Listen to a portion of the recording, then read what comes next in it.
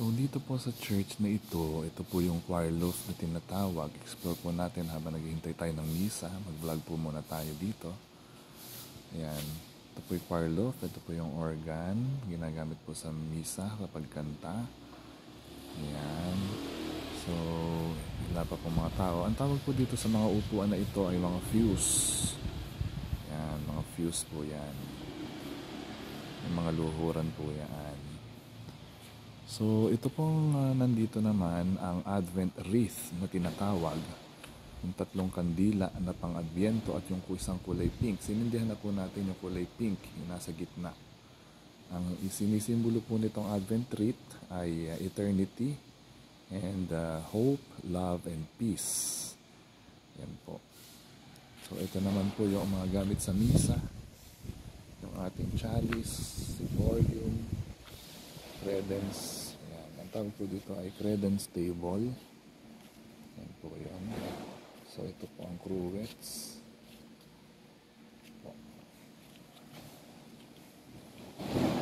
Ito naman po yung lectern na tinatawag. Basahan po ng mga salita ng Diyos.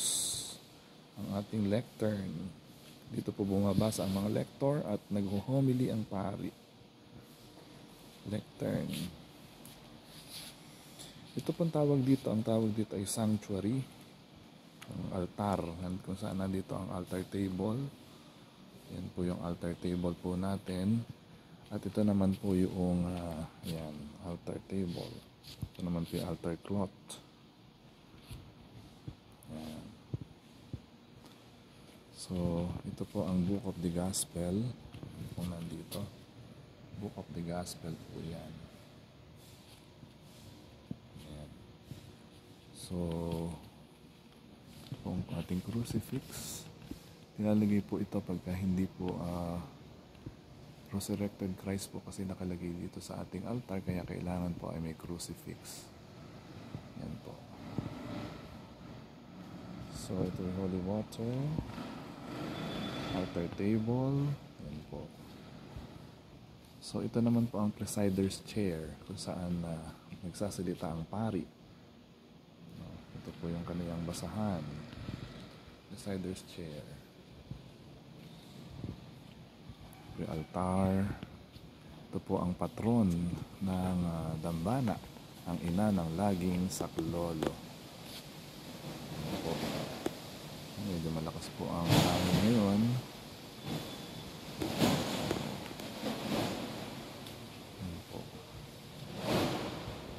Dito ko po ang naglilok nito at nagpainting. Ito nag-sponsor. Balino po yan. Nakikita niyo po dito. Balino. Dito ko po yan. National artist po yan. Professor Carlos P. Valino Jr. Ang nag-painting po nitong Mother Perpetual Help at nag-donate dito sa simbahan na ito. So, yan po. Mother Perpetual Help. Ang patrona ng simbahan na ito. So, yan po ang kabuuan ng ating altar. So, ayan po. Ito naman po ang tinatawag na mga commentators table or chair. Dito po nagsasalita ang mga commentator, nagbabasa ng mga announcements. Ayan.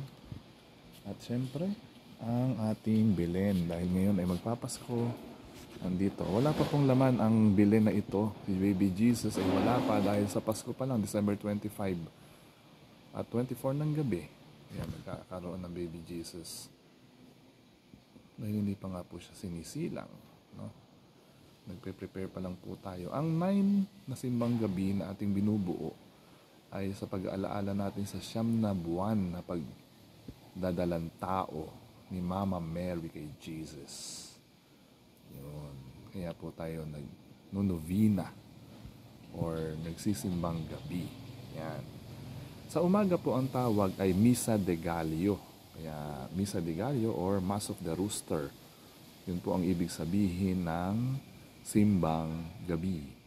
Simbang gabi, evening mass, ibig sabihin pwedeng alas 8 ng gabi, alas 6 ng gabi, ganun.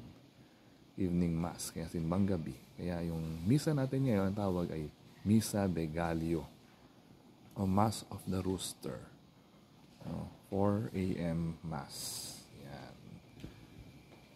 So, yan po. Sa ating Belen.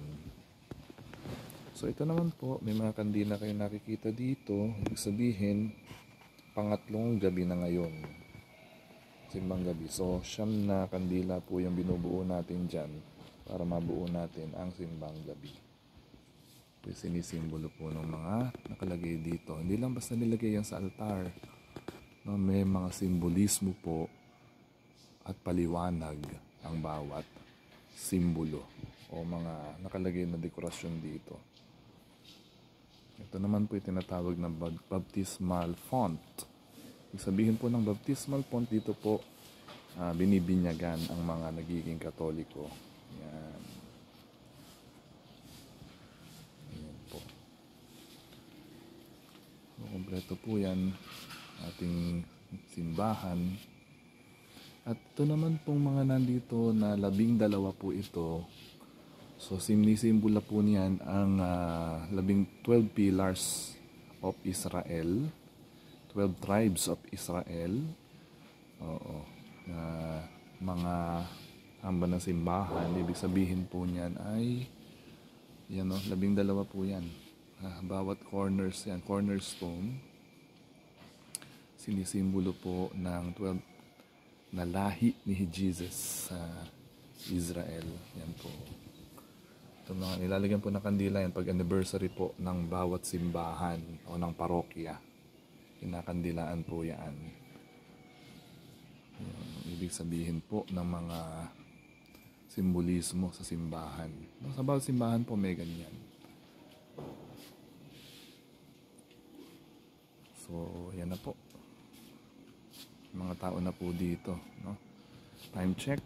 Already 5 minutes before 4. Yan. So tayo ay dadalo ng ating pong Misa de Gallo. Subscribe na po kayo sa Master Ipong TV. God bless!